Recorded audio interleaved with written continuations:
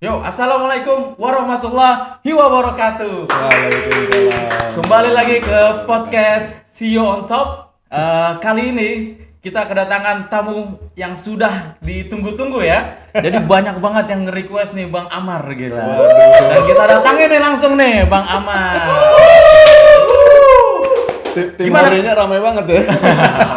Banyak fans biasa nih. Bang Amar apa kabar nih? Alhamdulillah. Alhamdulillah. Sehat Setelah lama sudah tidak berjumpa kita nih ya. Ya soalnya Bos Misafir sibuk banget nih. Sibuk Keluar kota banget. terus. Corona terus. karantina. Orang mah ngoleksi apa gitu ya. Dia ngoleksi varian Covid. Zafan Asadullah LC urusan Covid. Iya. Dia udah S-Cov, M-Cov juga. Sebentar, siapa nih wawancara nih? Karena lu nih, bentar. Oh iya. Jadi Bang Amar ini sedikit ceritain dulu lah ya profil tentang Bang Amar nih. Jadi Bang Amar ini lulusan dari Adnan Menderes University di Aydın, Nazilli, benar ya? Betul. Itu di Turki bagian mananya tuh? Kalau misalnya kita lihat arah mata angin sih, dia tuh Istanbul bagian bawahnya. Bagian bawahnya ya. Deket sama, kalau orang nggak tahu Aydın tuh dia deketnya sama Izmir sama Denizli. Nah biasanya kalau misalnya orang Indonesia tuh lagi jalan-jalan ke Turki, dia tuh pasti ngelewatin Aydın, nggak mampir, lewat aja udah, karena nggak ada yang bisa dikunjungin. Iya. Dan di jurusan HI, benar ya? Betul. HI itu apa itu? Hukum Islam. Hubungan internasional. Hubungan internasional. Jadi ini pakar hubungan internasional nih. Jadi lulusan Turki. Amin. Jurusan hubungan internasional. Gila. Sekarang Bang Amar hadir di dekat kita, alhamdulillah. Jadi setelah kita bacakan tadi profilnya ya, lulusan Adnan Menderes, jurusan hubungan internasional. Sekarang boleh nanya nih, apa sekarang lagi sibuk apa sih sekarang? Sibuk kita ini aja, fantasi reveal art. Wih. Jadi kalau misalnya gue boleh singkat nih, Amar itu gue panggil sebagai Amar sedunia. Itu Soalnya Udin. Soalnya gue di mana-mana ketemu Amar. Gue lagi ada acara kemanusiaan gitu, ada Amar juga di situ. Gue lagi ada acara agensi gitu, ada Amar di situ. Gue lagi ngurus visa, ada Amar di situ. Di mana-mana ada Amar. Dia acara perhimpunan pelajar juga ada Amar di situ. Mana aja nih orang Mubarek ya, di mana-mana ada, masya Allah. Masya Allah. Jadi emang kesibukannya adalah itu kerja di mana-mana nih ya. Yang bisa kita kerjain, yang bisa kita bantuin. Itu aja sih sebenarnya. Dan emang nongkrong di mana-mana, jadi circle-nya banyak, nggak ada yang nggak kenal Bang Amar lah gitu ya. Alhamdulillah. Dan juga ini mungkin kalau ada yang mengurus visa terus Kemenlu, Promosi. itu Bang Amar semuanya udah pada tahu, ini keren banget, bisa terpercaya, paling terjangkau dan efisien lah, mantap lah. Ya, Bang Amar. waduh. Gila. Ini bayarnya berapa nih kalau promosi? Langsung ada nih di bawah sini nanti nih Bang Amar TV kan namanya. Waduh, ampun. Aku dijat netizen nih, waduh. Salah. Maaf, salah. Iya. Waduh, ini isinya ketawa mulu nih Bang. Gitu. Aduh. Jadi gua sama Bang Amar nih, jadi emang udah cukup dekat. Tadi sebelum ke Turki ya, kita Iya, bareng ya. Udah kenal dari sebelum ke Turki dari jauh. Jauh ya, dari sebelum ke Turki kita kenal di satu lembaga lah ya di situ Iya, ya. betul. Ada lembaga namanya Hayrat Foundation. Di situ kita belajar bahasa Turki bareng ya. Betul. Dan di situ ada orang Turkinya kita ajarin bahasa Indonesia. Orang Turkinya ngajarin kita bahasa Turki. Orang Turkinya bahasa Turki. Cuma ujung-ujungnya tetap nggak bisa juga bahasa Turki. Tapi kenapa sih dulu pengen ke Turki gitu loh? Kalau dulu sebenarnya kisahnya awalnya tuh pengen kuliah di luar negeri dulu. Oke. Cuman waktu itu belum kepikiran maunya di mana. Terus bokap nawarin lah waktu itu antara Mesir sama Turki. Antara Mesir Turki. Waktu itu tuh udah pernah punya kemauan pas SMP pengen lah ke Turki gitu. Cuman nggak kuliah, pengen jalan-jalan doang gitu kan. Nggak tahu kenapa ya, mungkin udah jalan takdirnya gitu. Ditawarin antara Mesir sama Turki. Mesir waktu itu baru selesai kudeta kalau nggak salah. Almarhum Mursi baru naik, masih stabilisasi lah secara negara. Ditawarin lah. Nah waktu itu apply visanya barengan tuh sama sama Turki. Kebetulan waktu itu bukan saya malah yang ngurus visa, Bang Asad yang ngurus visa waktu itu. Oh iya? Iya. Waduh. Iya. Dulu belum ribet lah prosedur apa daftar visa atau permohonan visa di kedutaan besar Turki itu, cuman orangnya nggak 10 semua datang, dititipin aja dokumennya salah satu orang yang mungkin barengan berangkat sama kita. Nanti di sana diproses, kalau sudah jadi nanti dihubungi. Dan ternyata yang waktu itu prosesnya bareng tuh visa Mesir sama visa Turki. Nah, ternyata visa Mesir keluar duluan. Nah, waktu itu sudah ditanya sama orang tua gimana mau diambil nggak di Mesirnya. Waktu itu hati masih bimbang karena udah sempet tinggal di asrama bareng Bang Asad, ada juga Bang Faruk dan ada lagi teman lagi namanya Bang Fahad.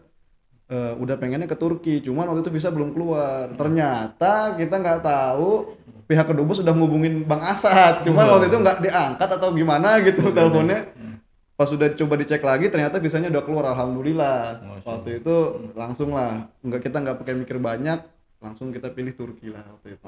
Bareng Bang Asad, bareng-bareng tahun 2012 ya Bang. Jadi ini kita teman seperjuangan kita lah. Iya, dari awal. Dan gue emang kenal banget sama Amar, ini orangnya pinter banget gua. Masya Allah. Orang-orang H-1 sebelum ujian itu belajar, dia tidur, bukunya taruh pantal sini, udah besoknya dapat nilai 100 gitu. Bisa aja gitu gue bilang ini orang gimana cara belajarnya gitu. Dan termasuk lulus tepat waktu ya di hubungan internasional di Alhamdulillah. Bicara tentang hubungan internasional, sebenarnya nih kita pengen tanya-tanya nih. Wis. Ini kan terkait dengan internasional. Wis. Ukraina sama Rusia nih. Waduh. Perang dunia nggak nih? Gimana tuh? Ini analisanya mesti ini banget ya, mesti mendalam banget soal ini kan sebenarnya ada kepentingan dua negara besar yang sudah dari dulu memang mereka punya kepentingan masing-masing di regionalnya masing-masing, di mana ada Rusia dan Amerika justru bukan Ukraina di sini. Ukraina posisinya adalah ya bisa dikatakan satu negara yang bukan dipergunakan, lebih kepada negara Amerika Serikat dan negara yang berada di Uni Eropa itu menginginkan Ukraina itu sebagai salah satu negara anggota NATO. Kalau misalnya teman-teman tahu. NATO, nah, ya. Rusia ini sebagai apa namanya istilahnya, dulu kan Ukraina ini kan bagian dari negara Rusia ya, ketika Uni Soviet. Setelah berpisah ya mungkin Rusia masih menaruh concern terhadap negara-negara pecahannya, sehingga jika ada sesuatu yang mungkin dalam tanda kutip mengancam teritori mereka atau keamanan mereka, Rusia perlu untuk turun tangan. Nah, awalnya memang invasi Rusia ke Ukraina ini tidak diprediksi sejauh ini sampai sama para pengamat dan para ahli hubungan internasional, karena concernnya cuman karena ada dua daerah ya, di mana di Ukraina, Donetsk dan satu lagi saya lupa, yang yang dia menginginkan kemerdekaan. Yang dikira orang tuh cuman udah selesai merdeka, setelah itu selesai, ternyata ada lanjutannya, yaitu invasi yang itu tidak ditunggu oleh siapapun, maupun negara-negara yang bersahabat dengan Ukraina maupun dengan Rusia. Nah, sampai sejauh ini ya kita sih nggak melihat akan terjadinya perang dunia ketiga, walaupun Rusia kemarin sudah sampai mengancam negara-negara Eropa yang berkeinginan atau sudah melakukan atau memberikan sanksi-sanksi secara ekonomi maupun politik. Mungkin juga fans-fans bola mulai merhatiin, kayak sekarang pemilik Chelsea Roman Abramovich katanya udah mau jual klubnya. Maksudnya dampaknya ini sangat luas lah. Tapi ya mungkin ini juga bisa jadi perhatian teman-teman juga, karena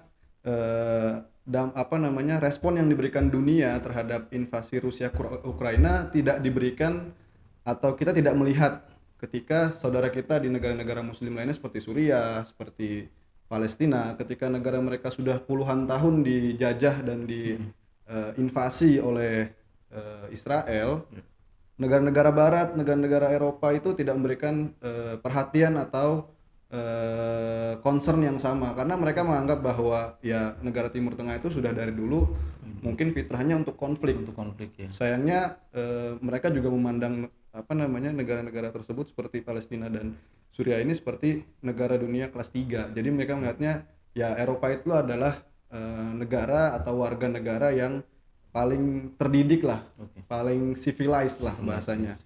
Sayangnya yaitu kita melihatnya ada standar ganda dari perhatian dunia ini, sehingga ketika kita membela Rusia dalam artian bukan membela, lebih kepada kita ketika melihat Rusia ini concernnya apa? Rusia ini concernnya lebih kepada keamanan teritori mereka. Apa yang dilakukan itu dilakukan juga sebenarnya sama Amerika ketika Amerika melakukan invasi ke Irak dengan istilah dalam hubungan internasional tuh preemptive. Itu yang namanya kita itu mendatangi daerah yang kira-kira atau suatu posisi atau daerah yang dimana tempat tersebut yang berpotensi memberikan ancaman. Jadi dia itu tidak menunggu ancaman itu datang ke wilayah mereka, tapi mereka langsung datang ke wilayah yang kira-kira di situ berpotensi untuk melakukan memberikan ancaman kepada daerah mereka. Sehingga Rusia melakukan itu ke Ukraina untuk untuk memastikan bahwa Ukraina ini kedepannya tidak mengancam teritori atau keamanan dari negara Rusia itu sendiri, seperti itu. Masya Allah, jadi singkat padat jelas sebenarnya dari banyak konflik. Intinya dari konflik Ukraina Rusia ini banyak faktor ya. Ya. Dan disebutkan di situ kemungkinan untuk perang dunia ketiga itu sangat kecil ya. Sangat kecil. Ya kita nggak tahu ya, maksudnya untuk kedepannya ada perkembangan apa. Tapi kan besok nih hari Kamis rencananya kan ada pertemuan antara Rusia dengan Ukraina ditengahi oleh Turki sebagai negara. Lu juga datang ke situ. kita masih nontonin aja lah. Oke. Tapi dari Indonesia ada perwakilan untuk ke situ. Siapa? Lord Langga. Dia mau menyusun menata dunia lagi. Oh iya, sebenarnya ini juga ada hubungannya dengan ketika Lord Rangga itu di penjara di Indonesia. Mulailah itu yang namanya pandemi COVID-19. Karena dia di penjara ya benar. Itu dia. Coba kita tanyakan nanti ke Lord Rangga. Kira-kira apa solusi dia untuk Rusia dan Ukraina? Jadi seru nih pembahasan tentang internasional ya, khususnya di situ. Cuman kalau kita emang kan kita concern ya berdua nih di dunia pendidikan di Turki ya. Apakah ada dampak ke Turki nggak sih gitu secara langsung atau tidak langsung gitu? Kalau dari perang sendiri sebenarnya kekhawatiran pasti ada ya, apalagi bagi mereka yang belum pernah ke luar negeri sama sekali atau mungkin sanak saudaranya belum pernah keluar negeri sama sekali dan daerah yang dituju itu bukan daerah yang aman atau bisa dikatakan daerah yang sedang berkonflik atau berdekatan dengan daerah konflik, pasti ada kecemasan tersebut. Cuman bisa dipastikan bahwa saat ini di Turki sendiri aman karena memang Turki tidak dalam keadaan berperang dengan negara manapun. Turki hanya sedang mencoba untuk menjadi penengah atau mediator konflik yang terjadi antara Rusia dan Ukraina saat ini. Jadi ya mungkin secara ekonomi atau secara politik mungkin ada pengaruhnya ke Turki. Cuman kalau untuk kehidupan rakyatnya, untuk pendidikannya, insya Allah sih sejauh ini kita belum melihat ada sesuatu yang signifikan yang bisa mempengaruhi. Jadi seperti itu. Jadi masih dikatakan aman lah ya, nggak ada aman, dampak sama sekali gitu. Beberapa mungkin di ekonomi aja ya di situ ya. Paling ada sedikit lah dampaknya. Mungkin yang harga minyak naik atau mungkin yang hal-hal lain belum kita tahuin saat itu. Ya seru banget nih. Jadi kita ngaji politik sama Bang Amar. Jadi pas banget nih lulusan hubungan internasional terus mengkaji bareng sama lulusan hubungan internasional gitu ya. Terus kalau misalnya bicara tentang Indonesia nih, Indonesia perannya gimana nih? Maksudnya posisi Indonesia di antara Ukraina Rusia itu gimana tuh ke depan? Sebenarnya kita ini ya, Indonesia ini kan menganut politik bebas aktif. Oke. Dalam artian Indonesia tidak memihak kepada Amerika ataupun negara yang berkonflik Rusia maupun Ukraina ya. Karena ya tadi yang saya bilang, politik bebas aktif ini Indonesia harus menjadi bukan memilih atau berpihak kepada satu posisi atau satu negara. Mereka harus menempatkan diri mereka sebagai penengah. Jika ada konflik, kita harus menawarkan diri sebagai mediator juga untuk bisa menyelesaikan permasalahan, bisa memberikan solusi terhadap permasalahan yang ada. Jadi memang sebenarnya pemerintah melalui presiden kita Pak Jokowi juga sudah memberikan peringatan lah untuk atau saran untuk menghentikan perang karena kita sudah di era abad 21 ini udah nggak perlu lagi lah yang nama perang. Semua itu bisa diselesaikan dengan diplomasi, dengan berbicara, duduk di sini kita ngobrol apa sih permasalahannya, apa yang kira-kira bisa dikompromikan, kita kompromikan sehingga tidak perlu terjadinya adanya konflik bersenjata yang saat ini masih terjadi di Rusia dan Ukraina. Ya. Mantap sekali, gila, singkat padat jelas, gokil sih. Gue belajar banget sih dari Amar ini. Jadi bahkan nggak cuman hubungan internasional doang ya, jadi kayak misalnya info-info terupdate gue juga belajar dari Amar gitu. Jadi pengumuman kayak misalnya ada kebijakan baru segala macam, terus kayak Indonesia Turki segala macam, gue belajar dari Amar nih, gila. Dan Amar ini concern banget ya dari dulu sampai sekarang di dunia pendidikan, khususnya di konsultan pendidikan ya. Jadi di dunia konsultan pendidikan dia senior gua di sini. Jadi Waduh. udah ngurusin anak-anak sebelum gua ngurusin anak-anak nih, jadi Amar Iya, nih. iya, iya, iya. Jadi kalau boleh tahu nih permasalahan terbesar dari apa namanya konsultan pendidikan atau agensi pendidikan tuh apa sih?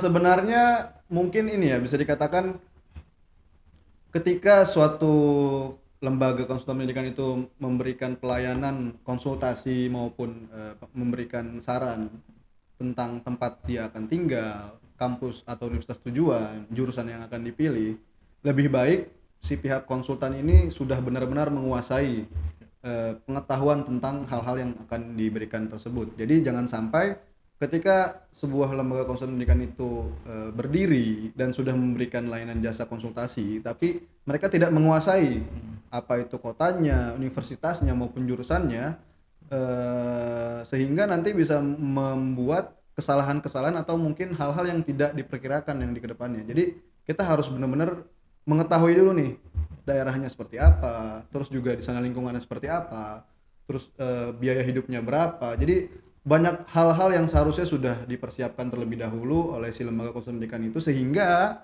ketika orang-orang yang akan mendaftar atau calon mahasiswa-mahasiswi dari Indonesia yang akan mendaftar well informed.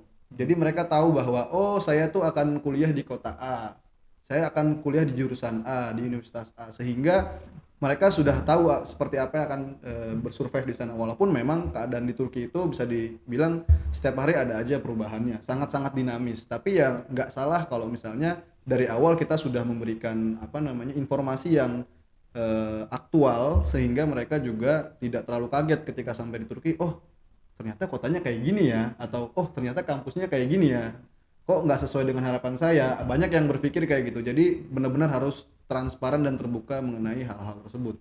Gokil sih. Ini juga saran buat kita juga nih Misafir Betul, dan betul. juga agensi semuanya. Iya. Dengerin ini nih penting banget. Jadi harus transparan ya. Ya, Dan juga nanti jangan follow, jangan lupa follow lah ini Bang Amar punya Instagram apa namanya? Muammar Fah. Muhammad Fah. Di situ banyak apa namanya informasi-informasi terkait itu juga banyak ya. Dan satu lagi nih pertanyaan mungkin ya Siap. untuk menjikat waktu. Siap. Apa nih nasihat buat teman-teman yang mau kuliah ke Turki gitu sebelumnya? Mungkin lebih kalau nasihat kesannya kita lebih menuakan diri kali ya, tapi lebih ke berbagi pengalaman aja sih yang Pengalaman, udah oke, pernah sip, sip. dijalanin selama di Turki. Paling yang pertama kita harus ingat bahwa tujuan kita ke Turki pertama kali itu kan untuk belajar ya. Iya.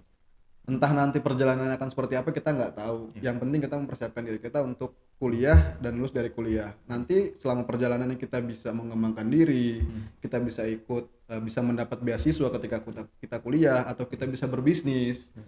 Mungkin ya yang sekarang kita lihat nih di Turki banyak sedang berkembang yang namanya bisnis jasa titip ya, Iya. atau just tip. Nggak masalah, yang penting jangan sampai hal-hal yang dilakukan tersebut mengganggu proses berjalannya belajar mengajar, karena itu sebenarnya tujuan utamanya. Jadi jangan sampai kuliahnya lepas bisnisnya jalan gitu, kalau bisa berkesinambungan, intinya kayak gitu. Nah terus juga lingkungannya harus bisa dijaga. Di Turki itu sangat-sangat ini ya apa namanya heterogen. Jadi orang mengetahuinya di Indonesia banyakkan bahwa Turki itu negara muslim, tapi muslim ini muslim yang seperti apa gitu. Jadi harus Iya. harus bisa menjaga diri, harus bisa pilih-pilih teman, maksudnya bergaul dengan siapa aja, membangun jaringan dengan siapa aja, tapi tetap kalau misalnya untuk hal-hal yang bersifatnya lebih ke keagamaan kita, lebih ke kehidupan sehari-hari kita harus juga tetap milih teman-teman kita. Jangan sampai kita salah memilih teman sehingga membuat kita jadi kurang konsentrasi ke kuliah, kurang konsentrasi dengan tujuan yang kita ingin capai ketika kita kuliah di Turki. Gitu sih. Sama bangun jaringan sebanyak-banyaknya, karena kuliah di luar negeri itu terutama di Turki kalian bisa ketemu dengan banyak orang dari seluruh dunia, sehingga kita nggak tahu di kemudian hari kita akan butuh siapa di kedepannya, atau mungkin kita kedepannya bisa membangun bisnis dengan teman-teman kuliah kita atau orang-orang yang kita kenal selama kita kuliah di sana. Jadi maksimalkan potensi dan peluang yang ada di sana selama kita kuliah di Turki, dari segi bisnis, jaringan, pendidikan, pertukaran pelajar jika memungkinkan, semuanya harus dimaksimalkan karena kita nggak tahu setelah itu kita akan balik lagi ke sana atau enggak, atau kita bisa mendapatkan kesempatan lagi untuk bisa kuliah di luar negeri apa enggak. Jadi maksimalkan selagi kita masih ada di sana atau ketika kita masih berniat untuk pergi ke sana, seperti itu. Gile. Gokil. Nasihatnya itu udah menyeluruh. Jadi pengalaman dia berapa tahun di Turki itu disingkat jadi berapa menit di sini. Gokil. Terima kasih banget nih Bang Amar untuk waktunya datang, untuk sharingnya, untuk ilmunya segala macam. Semoga sukses amin, ke depannya. amin. Terus juga apa namanya selalu sehat dan segera amin. dapatkan jodoh yang terbaik. Amin ya Allah. Nanti kita datanglah di undangan. Amin insyaallah, nanti kita undang. Yang saya kenal tapi. Siap. Oke, terima kasih banyak. Sama-sama. Terima kasih juga sebelumnya Bang Asad udah diundang ke acara podcastnya. Semoga buat Misafir sukses terus. Amin. Buat Bang Asad dan tim selalu sehat selalu. Jangan koleksi lagi varian COVID-nya. Jadi emang ini apa namanya, Bang Amar juga punya konsultan edukasi bagus banget, nanti bisa di follow juga di sini ya. Boleh. Nanti di situ kita lihat. Thank you banget. See you on top. Keep in touch. Wih, Thank keren. you.